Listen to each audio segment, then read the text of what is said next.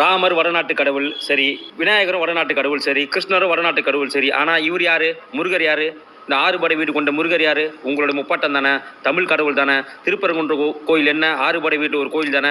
அந்த கோவிலுக்குள்ள, அந்த கோவில் மலை மேல அசைவத்தை, அதாவது ஆடு மாடு வெட்டுவேன்னு சொல்லிட்டு இவங்க போனதுனால அவர்களை கைது பண்ணிருக்கு காவல்துறை.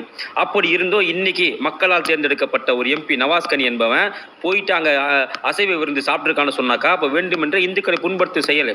நான் என்ன கேட்கிறேன், இந்த நவாஸ்கனிக்கு வெறும் முஸ்லீம் மட்டும் தான் ஓட்டு போட்டானா, இந்துக்கள் ஓட்டு போடலையா? இந்த திமுக கூட்டணிக்கு முஸ்லீம் மட்டும் தான் ஓட்டு போட்டானா, இந்துக்கள் ஓட்டு போடலையா?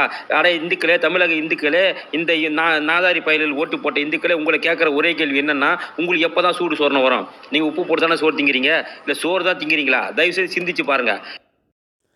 இதற்கு காரணமாக இருக்கும் திமுக அரசை இந்துக்கள் ஒற்றுமையாக இருந்து 2026 தேர்தலில் அகற்ற வேண்டும். இதை பற்றி உங்கள் கருத்தை பதிவிடுங்கள். சேனலை ப்ளீஸ் சப்ஸ்கிரைப் அண்ட் ஷேர் செய்யுங்கள். நன்றி, வணக்கம், ஜெய்ஹிந்த்.